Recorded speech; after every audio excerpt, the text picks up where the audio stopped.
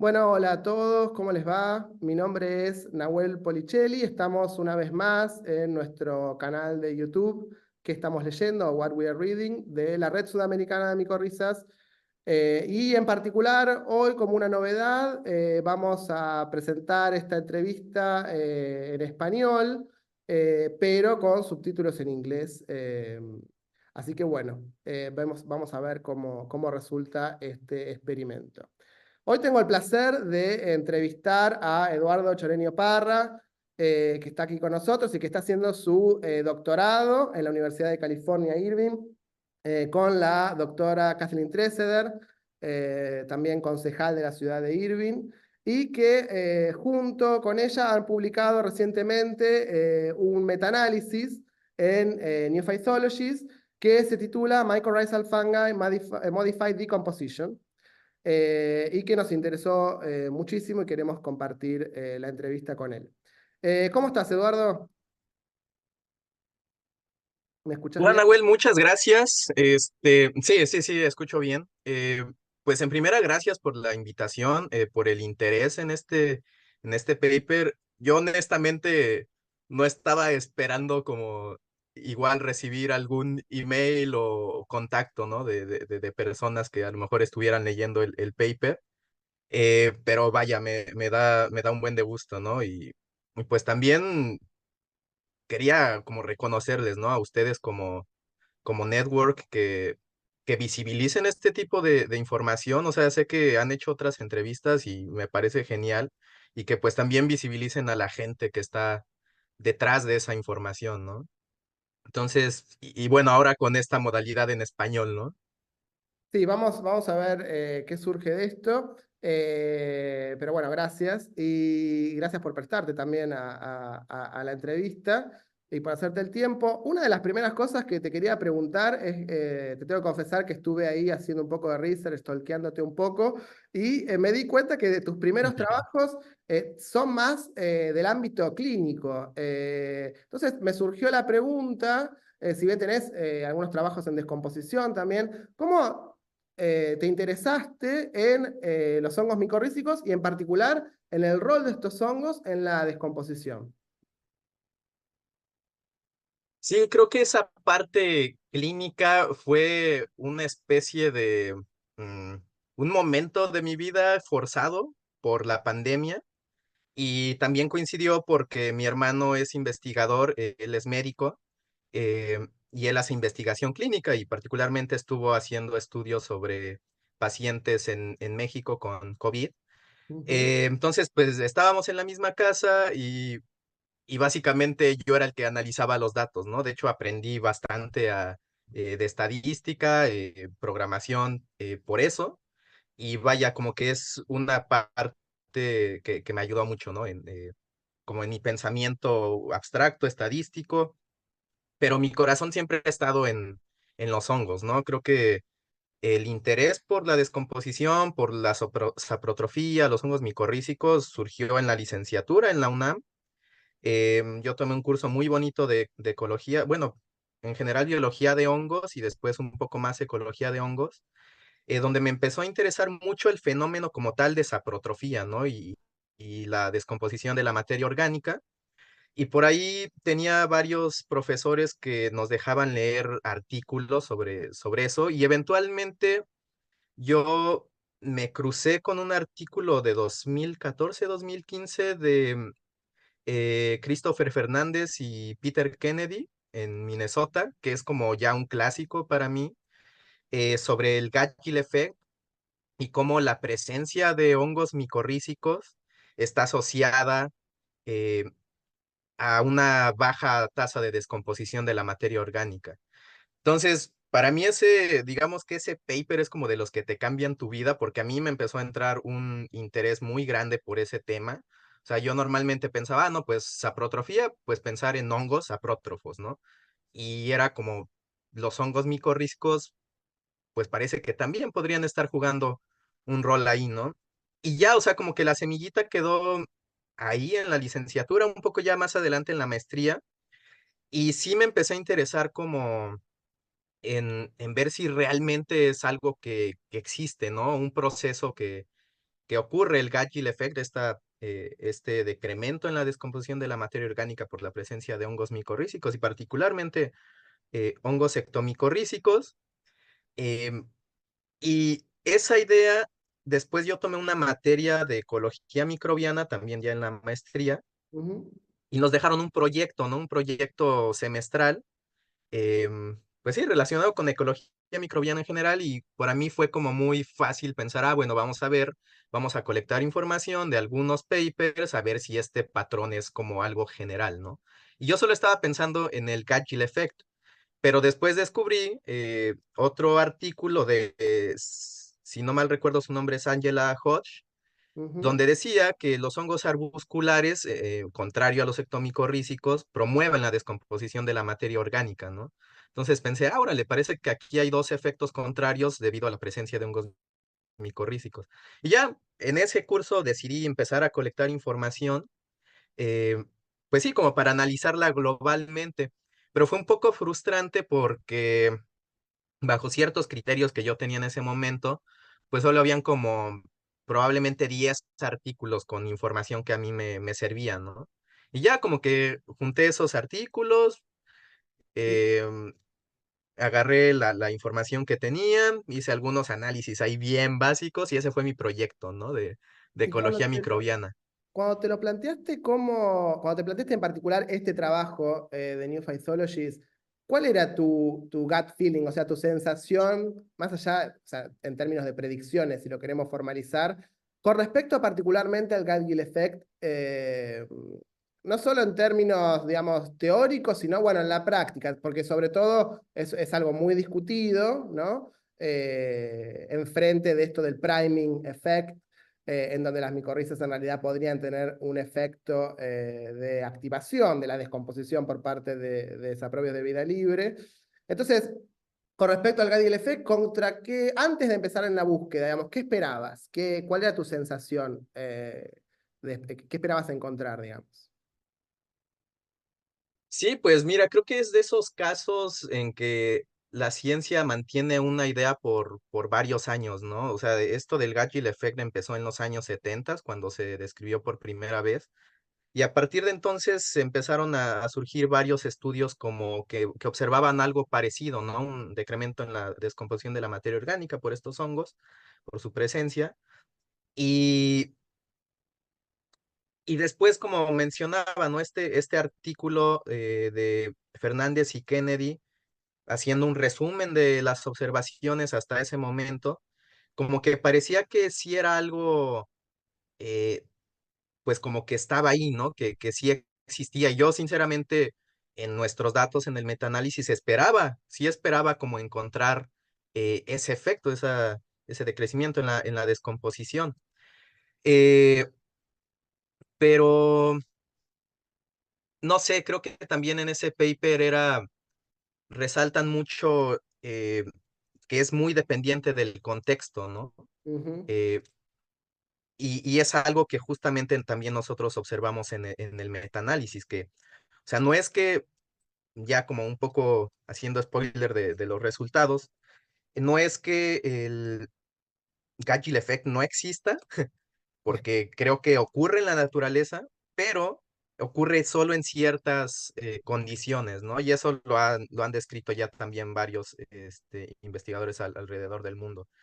Aquí, pues lo que vimos globalmente es que, pues, pues parece que no es un efecto como general, otra vez, es muy contexto dependiente.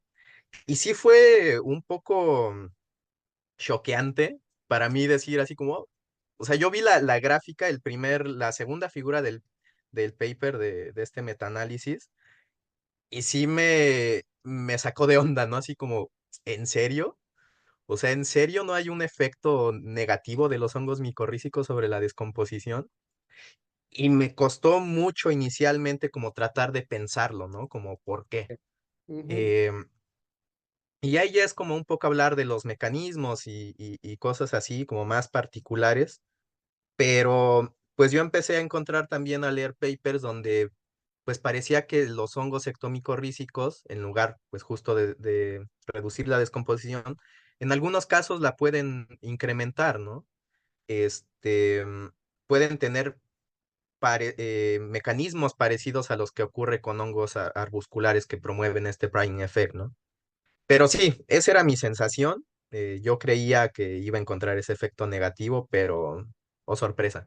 Yo esa misma sorpresa la tuve como lector cuando nos contás en el trabajo que no encontraron diferencias entre las ectomicorrizas y las micorrizas arbusculares en términos de su rol en la descomposición, ¿no? Porque pensaba, bueno, las ecto tienen de alguna forma la batería enzimática de las cuales las arbusculares carecen para llevar a cabo, digamos, la degradación de materia orgánica para obtener, por ejemplo, nitrógeno. Pero digo, entonces yo esperaba, bueno, las secto acá van a tener un rol. Y no encontraron diferencia. ¿A qué crees que se deba esa ausencia de diferencia? Y es una muy, muy buena pregunta. Yo creo que, y ese fue el pensamiento que tuve probablemente, como una especie de convergencia funcional, como no importa qué tipo de micorriza seas, el efecto que vas a tener va a ser el mismo, ¿no? Y creo que aquí el factor importante, quizá de lo que esté pasando, es justo la materia orgánica, ¿no? En términos de cuánto carbono o cuánto nitrógeno tiene. Este, otra vez, independientemente de ese, eh, eh, ay, se me fue. Sí, independientemente de su identidad como qué tipo de micorriza es, pues van a provocar el mismo efecto. Y creo que también tiene que ver, o sea, aparte de cuánto carbono o cuánto nitrógeno hay en la materia orgánica, con el hecho de que parece ser que las micorrizas, ectomicorrizas o arbusculares, Sí. sí tienen esta capacidad de adquirir este carbono directamente de las plantas y de después exudarlo, ¿no? Ujú. Exudarlo pues al ambiente y que quede como un carbono lábil para a otros microorganismos. Yo creí que eso solo ocurría en los hongos arbusculares, pero resulta que también hay evidencia para hongos ectomicorrícicos y parece ser que ese podría ser uno de los mecanismos, ¿no? O sea, en el metaanálisis no hablamos como de mecanismos, pero en la literatura sí está reportado que los hongos micorrízicos pueden hacer eso, ¿no? Y decía, depende también de la relación carbono-nitrógeno en la materia orgánica o en los sustratos, porque este prime effect se ha descrito eh, cuando hay relaciones carbono-nitrógeno bajas, es decir, cuando hay, digamos, enriquecimiento en nitrógeno, pero a lo mejor el carbono es limitante. Entonces, si el carbono es limitante en este sentido, probablemente a los microorganismos descomponedores les viene muy bien que los hongos micorrízicos exuden este carbono, ¿no? Exuden este carbono que promueva la descomposición y al mismo tiempo a los hongos micorrízicos, por decirlo así, les conviene porque si estimulan la descomposición por los hongos o por microorganismos aprótrofos, durante su actividad de descomposición, estos microorganismos aprótrofos también liberan ciertos nutrientes, ¿no? Cierta materia orgánica más simple, por así decirlo, que después puede ser absorbida por los hongos micorrízicos, ¿no? Y que después pueden lograr esta translocación hacia su planta hospedera, ¿no? Entonces, creo que de pronto eso es una posible respuesta pues sí, ¿no? A por qué los hongos en general, independientemente de su identidad micorrícica, por así decirlo, podrían estar promoviendo esta descomposición. Sí, ahí yo siempre me quedo pensando también en el rol del nitrógeno, ¿no? Porque esto que nos contabas de que lo hablas también en el paper, en estas relaciones bajas de carbono-nitrógeno que particularmente están dadas por alto nitrógeno, vos ves o se ve en el trabajo un mayor priming effect, digamos. Eh, y siempre pienso, la mayoría de las veces pienso en el nitrógeno como, bueno, un gran efecto inhibidor de alguna forma. Yo no sé si del metabolismo del crecimiento, porque tal vez lo que está pasando es que, bueno, no crecen, pero están muy activas en particular de las ectomicorrizas, entiendo que también de las arbusculares, pero sé mucho menos de eso. Entonces digo, ¿cómo es ese trade-off entre, bueno, una relación baja carbono-nitrógeno dada por un alto nitrógeno, un mayor priming effect, pero a la vez un efecto que en los libros figura como, bueno, en general inhibidor, súper también, Ujú. digamos, probado desde lo experimental, de que, bueno, yo le agrego nitrógeno al sistema y el sistema medio como que se apaga en términos de la actividad micorrícica. Sí, creo que ese es un fenómeno que está muy bien descrito para la saprotrofía como tal, y particularmente para microorganismos, pues sí, saprótrofos, descomponedores, y en el proceso general de descomposición, ¿no?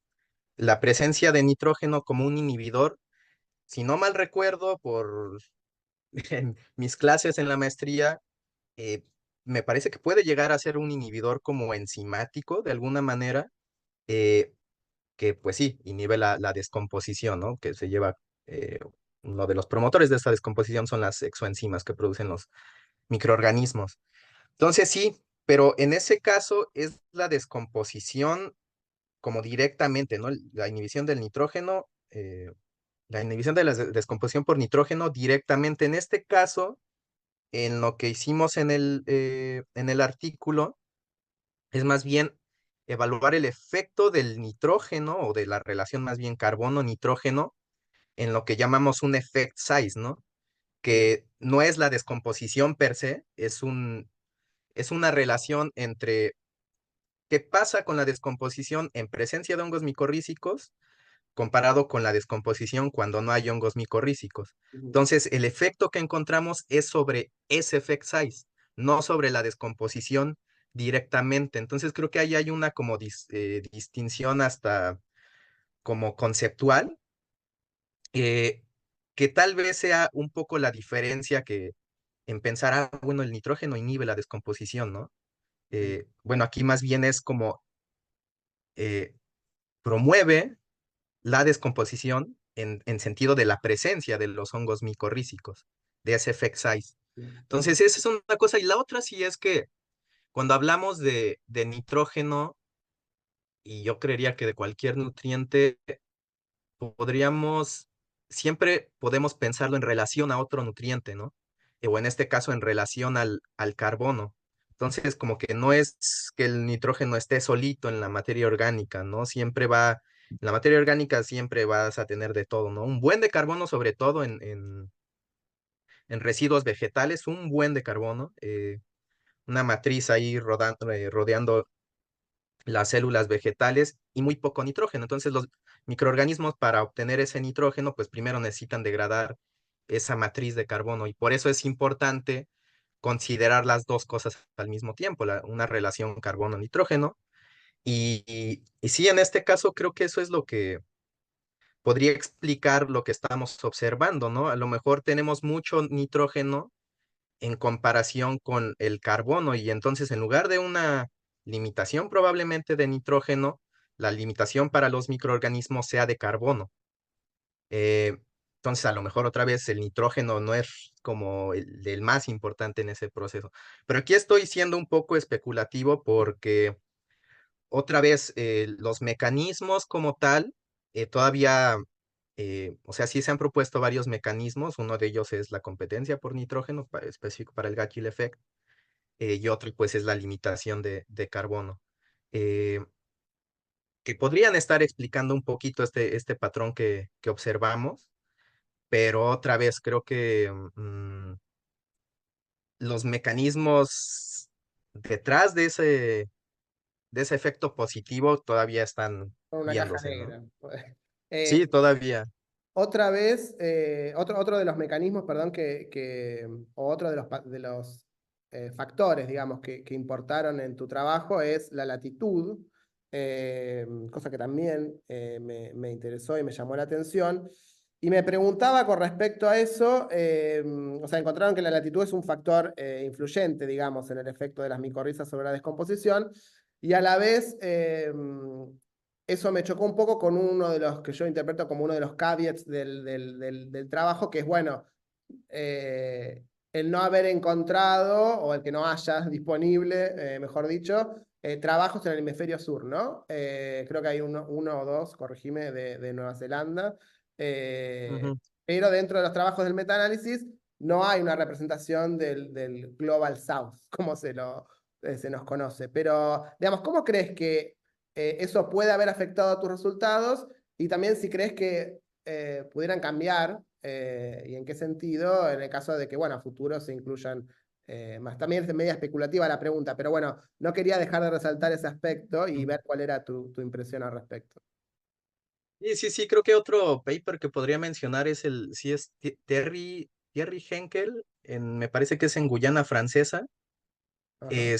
Pero sí, muy poquitos artículos que encontramos de poesía en el sur global, ¿no? Y a mí, sinceramente, a veces se me hace un poco triste, eh, porque creo que en muchas áreas de la ecología pasa eso, ¿no? Que esté muy poco representado los trópicos, y en esta vez, pues no fuimos exentos a eso, ¿no? Eh, sí fue muy difícil encontrar artículos otra vez en los trópicos. Y, y creo que, no sé, sería un poco especulativo como pensar qué podríamos encontrar ahí, ¿no? En más bajas latitudes. O sea, el patrón que encontramos sí es un patrón latitudinal, donde sí hay un incremento en la descomposición por la presencia de hongos micorrízicos a menores latitudes, más hacia los trópicos. Probablemente si extendemos ese trend, podríamos, y si existieran esos artículos en el sur global, probablemente podríamos encontrar un patrón similar, ¿no? Y sobre todo pensando que en los trópicos, por ejemplo, la materia orgánica suele tener relaciones carbono-nitrógeno bajas, ¿no? Si lo comparamos a mayores latitudes, donde pues la materia orgánica tiende a ser más recalcitrante, relaciones carbono-nitrógeno más altas, ¿no? Entonces es posible que sí encontremos ese mismo patrón de un incremento en la descomposición. Eh, y sí, la otra parte, pues sí es, la mayoría de los artículos están en Estados Unidos, en Europa, y veo un grupo muy fuerte en Asia, ¿no? Particularmente en China, como que también le están entrando mucho a esa parte de descomposición y hongos micorrízicos. Bien, bien. Sí, también para futuros metaanálisis o estos trabajos de research grandes de reviews, estamos tratando de pensar en los próximos, sobre todo a nivel mundial, en que, bueno, se incluyan también bases de datos en otros idiomas, digamos, que puedan captar, digamos, trabajos en francés, en portugués, en español, que a veces son o tesis doctorales o ese tipo de cosas, que, bueno, a veces también enriquecen la matriz de datos. Eh, Ujú. en términos de, bueno, los datos que hay del hemisferio sur. ¿Qué fue la parte, Eduardo, que más te entusiasmó, que más disfrutaste del proceso de haber escrito este trabajo o de haberlo pensado? Digamos, la parte que más retribución o gratificación te provoca o te provocó. Sí, bueno, un poquito antes de esa pregunta, lo que justo acabas de mencionar, eh,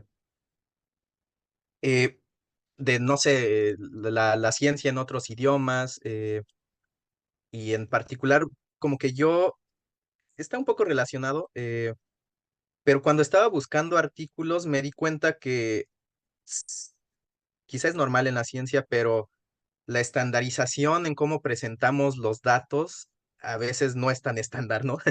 Mm, Entonces a veces fue muy difícil como tratar de encontrar los artículos con los criterios que queríamos, ¿no? Entonces, pues sí, eso fue también algo que tuvimos que lidiar durante el metaanálisis. Y la parte gratificante, creo que es algo muy personal, ¿no? Un poco por lo que explicaba al principio. Esta idea como que la fui desarrollando en mi mente desde hace como 6 años y de repente fue muy bonito ver, eh, yo mencionaba, ¿no? Como que estaba un poco frustrado porque habían muy pocos papers para sacar información. eh, y de repente, hace como 3, 4 años, empezaron a salir un buen de papers, ¿no? Hasta que ahorita en el artículo son 43 y eso como que me gusta ver cómo evoluciona la ciencia tan rápido.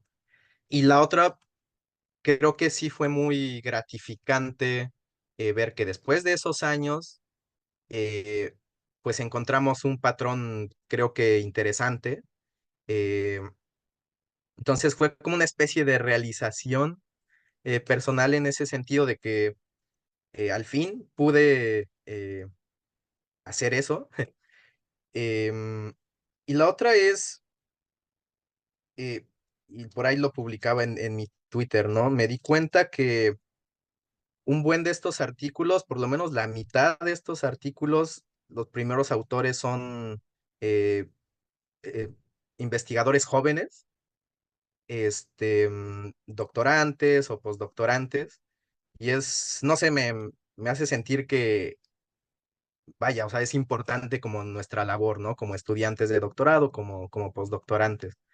Entonces, fue gratificante como más otra vez en sentidos personales.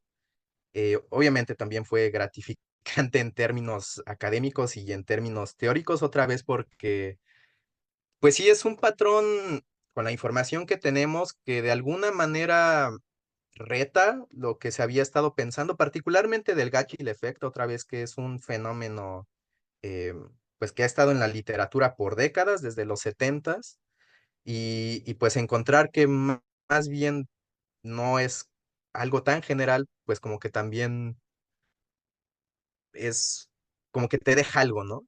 Bien, Em, y sí, encontrar también que los hongos micorrízicos, pues aunque no son descomponedores per se, pero que su presencia sí puede ser importante regulando este ciclo de carbono, ¿no? E incluso probablemente los stocks de carbono en los suelos. Entonces eso creo que también fue importante o interesante de observar. y pienso en el Decomposers in Disguise, del paper que en 2008, mira, de Jenny Kerling. Sí, Siempre aparece ahí de sí. paper base, ¿viste? Como para poder alimentar todas estas ideas. Desde lo personal, ya que estamos hablando de lo personal y como en tu experiencia como investigador joven y doctorando en un país eh, extranjero, digamos, y un poco pensando que muchas de las personas que ven este video tal vez estén por aplicar o estén aplicando, tengan algún tipo de miedo, especialmente para los que forman parte de la red en Latinoamérica y en otras partes del mundo. ¿Qué nos podrías compartir brevemente sobre tu experiencia como doctorando en un nuevo país, en una nueva cultura, con otro idioma? ¿Qué rescatás? ¿Qué es difícil? ¿Qué podrías decirnos de eso? Pues sí, creo que empezaría por lo difícil y es como la más, probablemente la más obvia. La barrera del lenguaje sí puede ser muy retadora, ¿no? Yo lidié mucho con eso, es extraño porque uno está pues en este ambiente hablando todo el tiempo inglés, pero uno siente que realmente no terminas de ser tú, ¿no? Hasta ya después cierto tiempo como que empiezas, incluso académicamente, ¿no? Yo recuerdo las clases que tenía aquí ya en el doctorado, me daba miedo hablar, ¿no? Cosa que a lo mejor si estuviera hablando en español, pues sin ningún problema, ¿no? Y me daba un poco de miedo discutir, entrar a discusiones sobre algún paper, en algún seminario.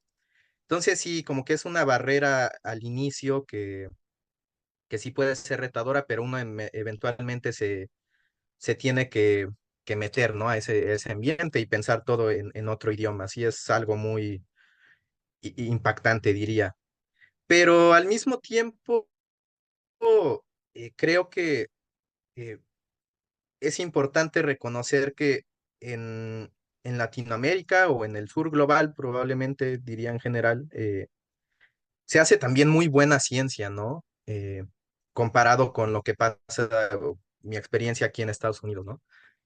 Se hace muy buena ciencia y creo que, eh, por lo menos en el caso particular de México, diría, hay muy poco financiamiento probablemente, si lo comparamos con Estados Unidos hay menos dinero y creo que eso es también una obviedad, pero a pesar de eso, otra vez se hace buena ciencia y eso te ayuda también como a desarrollar un background como teórico, ¿no?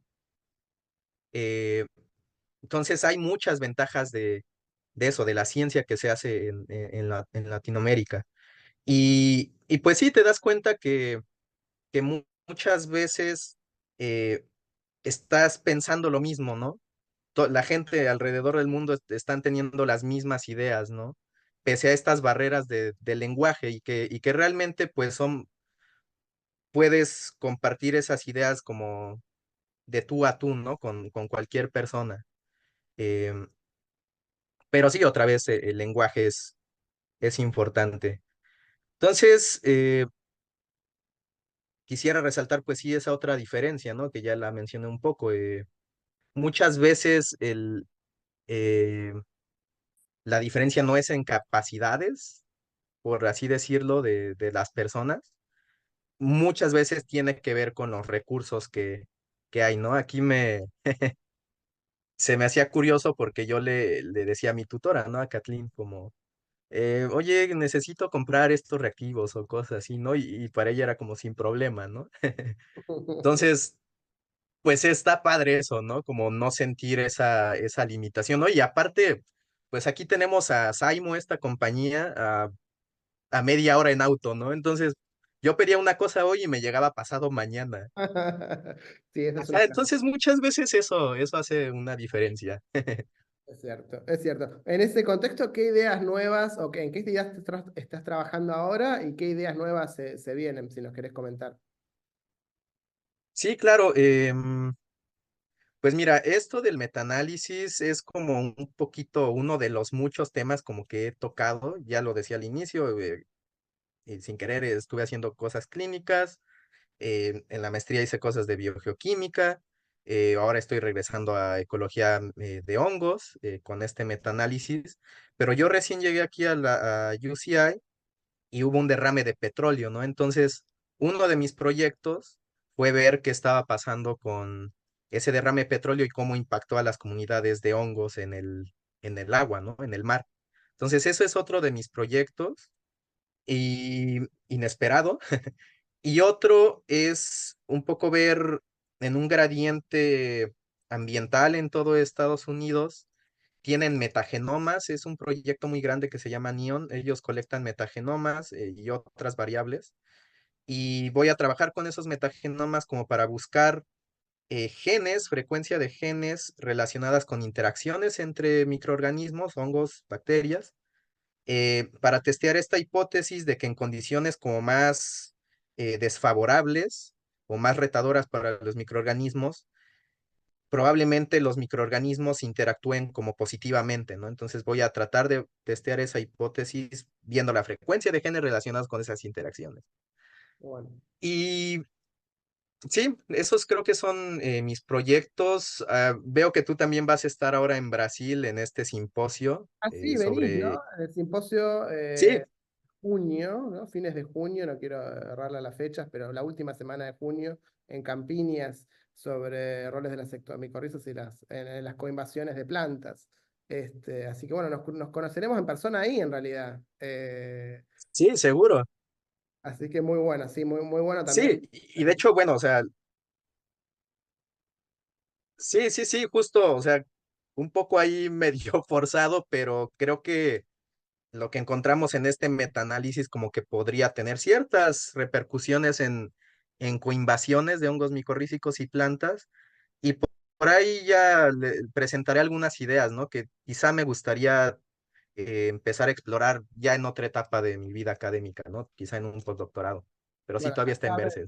ya saben para el público y para mí también, nota mental, estar alertas a las nuevas publicaciones de Eduardo, a esta que en particular se las recomiendo que la bajen, la lean y la citen, porque se va a convertir en bibliografía básica para aquellos que se animen a hablar de descomposición y micorrizas, pero en el futuro también se vienen, por lo que nos cuenta, cosas muy copadas, así que les invitamos a que sigan a Eduardo en las redes o bueno, por mail, ¿no? Si te quieren contactar, ahora te llueven mails. Sí.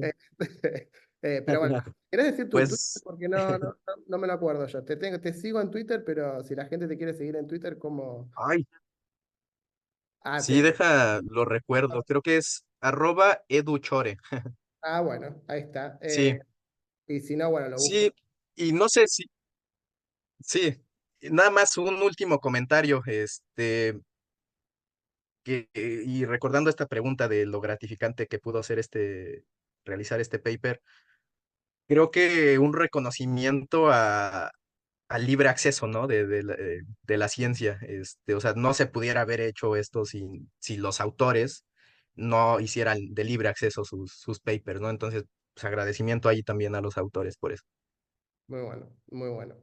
Bueno, Eduardo, la verdad, muchísimas gracias, ha sido un placer. Y bueno, a ustedes, a los que nos están viendo, los invitamos a compartir esta entrevista en sus redes. Y bueno, seguir atentos y atentas al canal de YouTube de la Red Sudamericana de Micorrizas y nos vemos en la próxima entrevista. Muchas gracias. Gracias.